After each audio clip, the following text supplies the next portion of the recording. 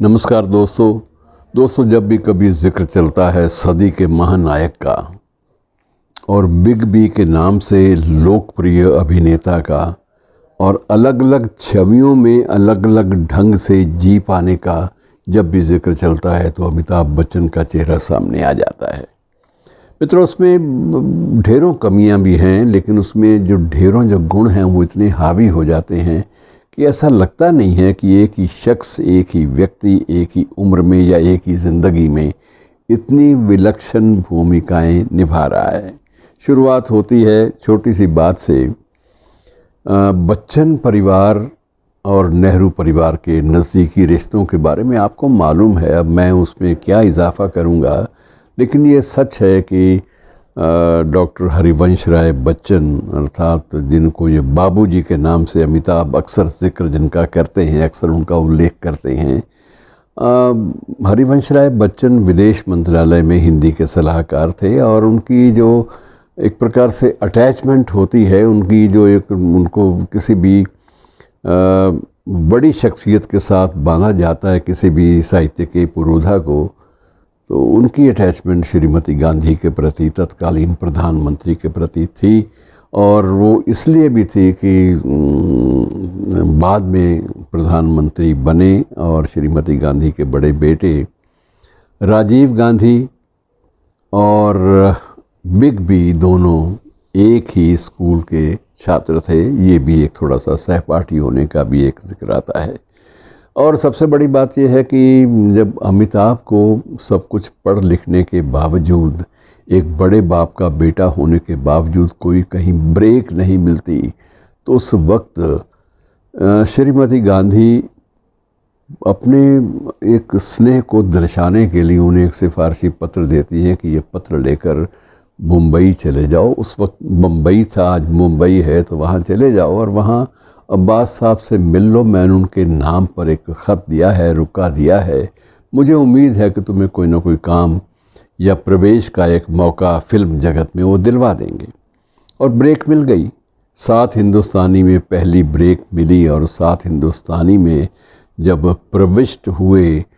बच्चन, तो बहुत ज़्यादा गहरा असर तो नहीं छोड़ पाए, लेकिन एंट्री हो गई और उस एंट्री के बाद उनके सारे गुणों का एक प्रकार से विकास होना शुरू हो गया। एंग्री यंग मैन की भूमिका साथ साथ उनके चलने लगी और उसके साथ साथ रोमानियत और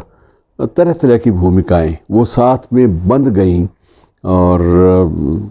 एक पारिवारिक पृष्ठभूमि का भी तकाजा था कि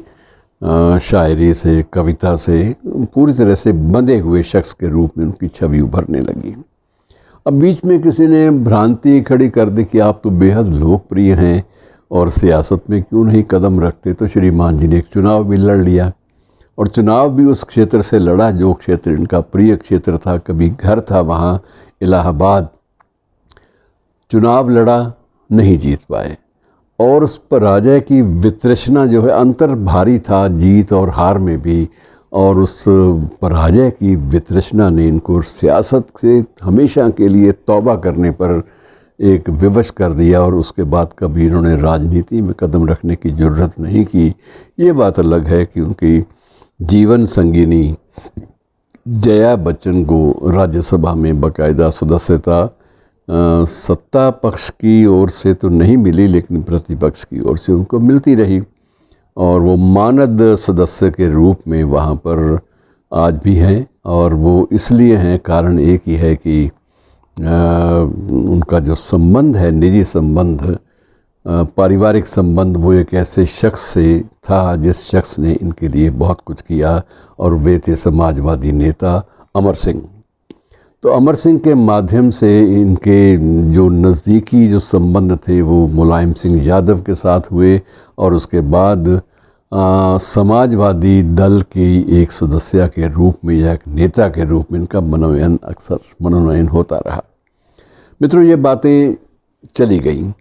आई गई हो गई, लेकिन अमिताभ की अपनी स्वतंत्र सत्ता भी है, इसमें कोई संदेह नहीं है। सबसे बड़ी बात है, कुछ लोग आरोप लगाते हैं कि ये नार्सिसिज्म के भी शिकार रहे हैं। नार्सिसिज्म के बारे में अपने पहले चर्चा कर चुके हैं, आत्मश्लाघा जिसे बोलते हैं, लेकिन वह आत्मश्लाघा नहीं थी, आत्मविश्वास था। विपरीत परिस्थितियों में भी अपनी नौका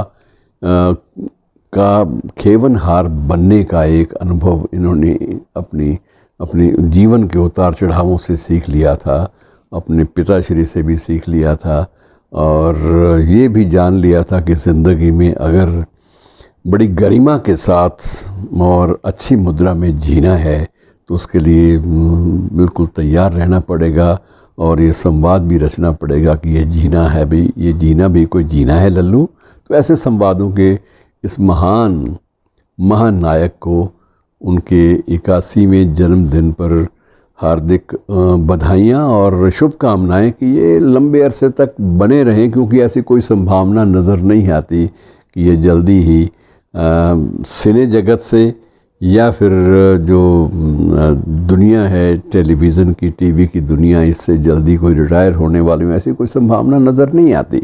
और जब संभावनाएं ना हो तो दुआएं भी निकलती हैं कि ऐसी शख्सियत को